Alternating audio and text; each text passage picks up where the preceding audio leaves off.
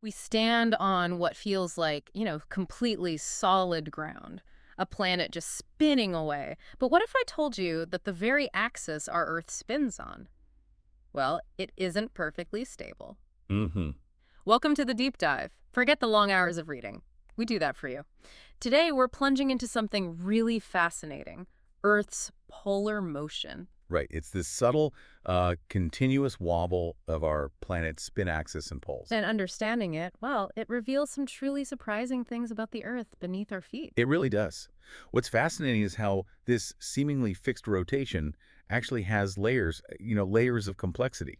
The sources we looked at for this deep dive, they take us through centuries of discovery. Yeah, showing how, better and better measurements revealed this dynamic Earth we maybe didn't fully appreciate. Exactly. We're going to touch on the major movements of Earth's spin axis today. Okay, let's get oriented then. We're not just talking about orbiting the sun, obviously. The Earth itself wobbles in a few different ways. There's precession, that's the big, slow one, a 25,700-year cycle. It's caused by the sun and moon's gravity pulling on Earth's equatorial bulge. And Hipparchus figured that out way back, around 130 BC. Incredible. Isn't it? Then you've got nutation. These are smaller, sort of 18.6-year oscillations linked to the moon's orbit. James Bradley nailed that down in 1728. Right. But the real star for us today is polar motion. These shorter term, more irregular movements. Leonhard Euler actually predicted this theoretically in 1765. That's the key part. So while you have these long, predictable wobbles, Yeah. it's this shorter, more erratic polar motion. That's where things get really interesting. It tells us about the dynamic sort of internal workings of our planet. So Euler predicted it theoretically. How did that work? Indeed. Euler, he was working with a model of a completely rigid Earth, like a perfect sphere, no give at all. And based on that, he predicted a wobble with a period of about 10 months. Just on paper, though. Yeah. A theoretical idea. Purely theoretical at the time, yes. Okay, so fast forward about 100 years, mid-1880s, an American astronomer, Seth Carlo Chandler, comes along. Ah, Chandler. Yes. And he provides the first, hard observational evidence of this wobble. But here's the twist. Yeah. Instead of Euler's 10 months, Chandler found the main wobble took around 14 months. Longer. Longer, yeah. And the movement itself was tiny, about zero point 0.3 arcseconds. I mean, that's like trying to see the width of a human hair from a mile away. It's incredibly subtle. Wow.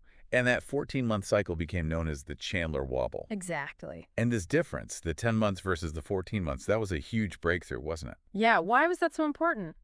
Well, it basically told us Earth isn't perfectly rigid like Euler assumed. The fact that the real wobble was slower suggested something was kind of damping it or changing the period. Like what? Like the elasticity of the Earth's mantle, its ability to deform a bit and spring back, and also the movement of the oceans. Those factors play a big role in stretching out that wobble period. Okay, so the Earth's squishiness and sloshing oceans actually affect its fundamental wobble. That's a good way to put it. And this is where it gets really interesting for practical reasons too, right? Because understanding these tiny shifts wasn't just like an academic puzzle. Absolutely not. Think about astronomers trying to make super precise measurements of stars from the ground, Yeah. especially using transit times, timing exactly when a star crosses a specific line in their telescope. Right. If your telescope itself is on a platform that's constantly subtly wobbling. Your measurements are going to be off. You have to account for that drift. Imagine trying to map the stars precisely if your viewpoint is always shifting, even just a tiny bit. That makes sense. So that need for accuracy must have pushed people to work together. It really did. That led directly to international collaboration. In 1900, the International Latitude Service, or ILS, was established. Right off. And this was a really groundbreaking effort. They set up a network of 6 visual zenith telescopes, all at similar latitudes but spread around the world, specifically to track this polar motion systematically. 6 of them. Where were they? Let's see. Carloforte in Italy, Cincinnati, and Gaithersburg in the U.S., Mizusawa in Japan, Sharjui, which is now in Turkmenistan, I believe, and Ukiah in California. Wow. It's amazing to picture these scientists, at the turn of the 20th century, all coordinating observations with, well, pretty basic tech by today's standards. It really is.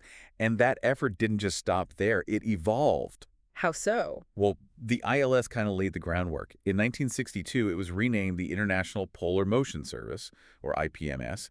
Then, much later in 1988, the International Earth Rotation Service, IARS, took over. Iris. Okay, so the name changed reflects a broader scope. Exactly. It reflected that we were getting much more sophisticated measurement techniques and a better understanding of all aspects of Earth's rotation, Yeah. not just the polar motion part. And other groups were involved too, right? Like the International Astronomical Union, the IAU. Oh, absolutely. The IAU played a crucial role. They recognized how important this was. In 1978, they formed a working group and launched something called the MERIT program. Merit, what did that stand for? Monitor Earth rotation and intercompare the techniques.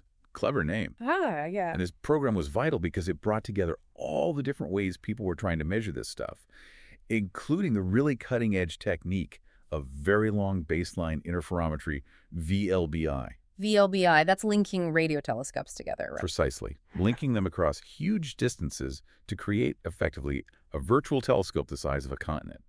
That gives you incredible precision. Wow.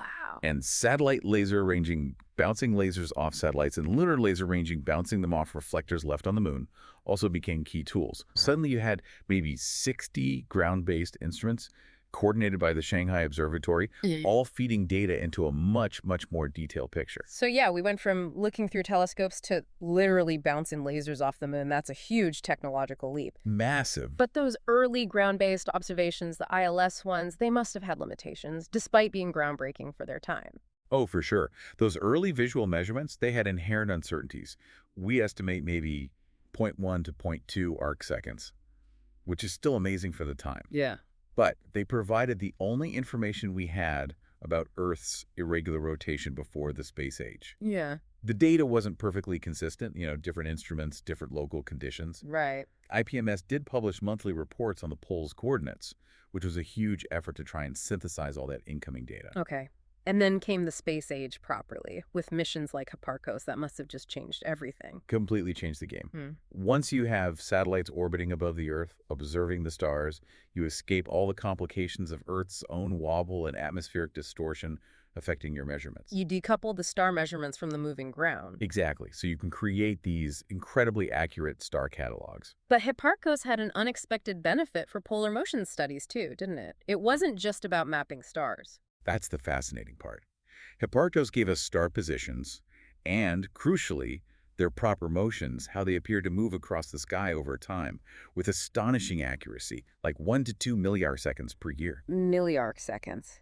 Tiny. It's extremely tiny. So even over a whole century, the errors in where we thought a star should be based on its motion would only accumulate to maybe 0.1 or 0.2 arcseconds. Which is about the same level as the uncertainty in those old ground-based measurements. Precisely. So this meant you could go back to all those historical optical observations, all the way back to 1900, and reanalyze them using this vastly superior, stable Hipparcos reference frame, something that wasn't available when the observations were first made. That's brilliant. Using a modern tool to unlock secrets in old data. So the IAU must have jumped on this. They certainly did. Their Commission 19 formed a dedicated group specifically to collect and re-examine all those old polar motion observations within this new Hipparcos framework. Must have been a huge job. Massive. They ended up compiling something like 4 million individual measurements from 47 different instruments at 30 observatories around the world, spanning nearly a century, 1899 to 1992. 4 million observations. Wow. Yeah. They published some preliminary results in 1997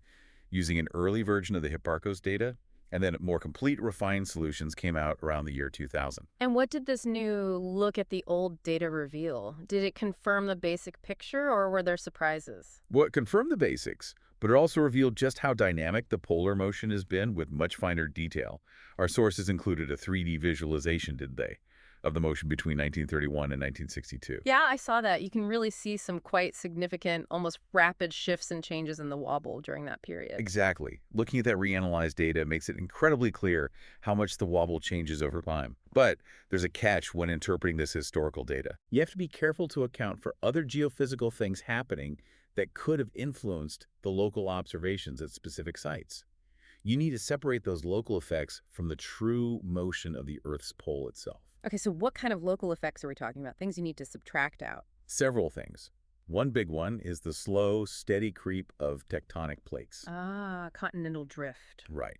Plates only shift a few centimeters a year, which translates to maybe 0.01 to 0.05 arc seconds per century in terms of how it affects an observatory's position relative to the stars. Seems tiny.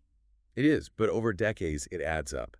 And it's especially important to correct for if your observatory happens to be near a plate boundary where things are moving more actively. Okay, so plate tectonics. What else? You also need to consider variations in the local vertical, basically the exact direction of down, the direction of gravity at that specific spot. And what changes that? Ocean tides are a big one. Yeah. The immense mass of water moving around in tides actually slightly changes the local gravity field, so you need to model and remove that effect too. Right. It's like trying to measure this tiny global wobble from a platform that's itself sitting on a slowly drifting plate and is also subtly tilting due to nearby ocean sloshing. That's a perfect analogy. It's complex. So, once scientists accounted for these other factors as best they could, what were the main patterns they saw emerging from the long-term historical polar motion data? Okay, so the two most prominent signals are, first, the 14-month Chandler wobble we talked about earlier, Right. and superimposed on that, there are significant annual variations, a wobble that repeats every year. An annual wobble, what causes that? Seasonal changes. Largely, yes. Seasonal shifts in the mass distribution of the atmosphere and oceans seem to be the main driver of that annual component. Okay, so you have the 14-month Chandler and the 12-month annual wobble happening at the same time. Exactly. And when you have two cycles close in a period like that, they interact, they create a longer beat period. Yeah. In this case, it works out to roughly 6 years. A 6-year beat. What does that mean in practice? It means the amplitude, the size or strength of the main Chandler wobble gets modulated, gets bigger and smaller over a roughly 6-year cycle. Think of it like two musical notes slightly out of tune, creating a wah-wah-wah effect that gets louder and softer. Ah, okay. So the overall wobble has this sort of 6-year rhythm to its intensity. That's right. And has the intensity, the amplitude of the Chandler wobble itself been constant since, Chandler discovered it? Not at all. It's varied quite noticeably. The amplitude seems to have peaked around 1910, based on the historical data, and it shows really significant fluctuations from one decade to the next. Like those big swings in the 1950s we saw in that visualization. Exactly. Those were particularly pronounced excursions of the pole. Now, here's a question that bugs me. If the Earth has internal friction, wouldn't you expect this wobble to just die out over time? Like a spinning top eventually slows down and stops wobbling. That is precisely the theoretical expectation, and a major puzzle for a long time. Calculations based on how energy should dissipate inside the Earth, internal friction, the viscosity of the mantle, things like that, suggest the Chandler wobble should naturally dampen out, decay away, within maybe a few decades, perhaps 60 years or so. But it clearly hasn't died out. We're still observing it. Exactly. So that leads to the big question. What keeps re-exciting it? What force or forces are constantly, or at least intermittently, giving it a nudge to keep it going? Preventing it from fading away. Right. There must be some ongoing excitation mechanism. And scientists have looked at a whole range of possibilities for what could be doing that nudging, right? Oh, yes. Many potential sources have been considered. They all involve changes in how mass is distributed around the planet or changes in angular momentum within different parts of the Earth system. Like where? Well, possibilities include motions within the Earth's fluid outer core, large-scale changes in the atmosphere, shifts in ocean currents and ocean bottom pressure, and even movements in the Earth's solid crust. Okay, can you give us a more concrete example? How could, say, the ocean give the Earth's wobble a kick? Sure. There's been quite a bit of research on this, particularly using modern data. One study, for instance, looked at the period from 1985 to 1996. Yeah. And their simulation showed that the Chandler wobble during that time was likely re-excited primarily by a combination of processes in the oceans and the atmosphere. Well, which one was more important? It seems the dominant factor was fluctuations in pressure on the ocean floors. Pressure on the bottom of the ocean. How does that change enough to wobble the whole planet? Well, it's driven by shifts in ocean circulation patterns. And those patterns change because of variations in water temperature, salinity, and also wind patterns blowing across the surface. It all connects. A change in currents means a change in where the water mass is, which changes the pressure on the seafloor. Wow. So changes in ocean currents driven by weather and climate patterns can actually have a measurable effect on how the entire planet spins and wobbles. It's a pretty profound connection when you think about it. Definitely. And it's not just the oceans and atmosphere, right? I remember reading in the sources about melting ice sheets playing a role too. That's absolutely right. The ongoing melting of the massive Greenland ice sheet is a big one. All that water mass moving from the ice sheet into the oceans changes the Earth's mass distribution. And there's also the land under the ice sheet involved. Yes, that's the associated isostatic rebound. As the immense weight of the ice is removed, the land underneath, which was compressed, slowly starts to rise back up. That movement of rock also redistributes mass. And this has caused a noticeable drift. It's been linked to a steady drift of the Earth's average pole position by about 20 meters just since the year 1900. So it's a significant factor, particularly for the long-term trend in polar motion. 20 meters is quite a lot on this scale. What about forces even deeper inside the Earth? Anything from the core? Yes, that's another area of active research. Torques, basically rotational forces acting at the boundary between the Earth's molten outer core and the solid mantle above it. The churning motion of the liquid iron in the core isn't perfectly smooth. So sloshing in the core can nudge the mantle. In a way, yes. Also, surprisingly perhaps, major earthquakes. Earthquakes? How? A really large earthquake can slightly, but instantaneously, rearrange the distribution of mass within the Earth's crust and mantle. It's a tiny effect for any single earthquake, but they could contribute cumulatively. Huh. Okay. Anything else? One more intriguing possibility: geomagnetic jerks. Jerks. Yeah, these are sudden, rapid changes that are observed in the Earth's magnetic field, which originates in the outer core. There seems to be some correlation between these jerks and changes in the wobble, suggesting another link to core processes. It really is this intricate web of interconnected forces from the atmosphere down to the core. It truly highlights how dynamic the Earth system is. Everything influences everything else, it seems. So looking ahead then, we have even more sophisticated instruments now, like the Gaia Space Observatory. Is that likely to tell us even more about these subtle movements? The potential is definitely there. Gaia is mapping stars with unprecedented accuracy, even better than Hipparcos. While its main job is galactic mapping, that extreme precision could provide further insights into Earth's rotation and maybe even its deep interior. Some researchers have suggested as much. Using Earth's wobble to probe its insides. Potentially, yes. And the implications go beyond just Earth. We're starting to observe similar, though much smaller, polar motion on other planets too. Really? Like where? Mars, for example. Yeah. We've detected polar motion on Mars, but the amplitude is tiny, only about 10 centimeters or so. 10 centimeters. Yeah. But studying these wobbles on different planets can tell us a lot about their internal structures, their cores, their mantles, how they differ from Earth. It becomes comparative planetology through wobbles. Fascinating. So, okay, let's try and bring this all together for you, the listener. It really turns out that our seemingly solid, stable Earth is actually doing this continuous, subtle dance. Its rotation isn't perfectly fixed. It exhibits these complex, fascinating wobbles. Exactly. And the scientific journey to just understand this polar motion has been pretty remarkable, hasn't it? Progressing from those early astronomers squinting through telescopes Yeah. to bouncing lasers off the moon and using continent-sized radio telescope arrays and ultra-precise satellites.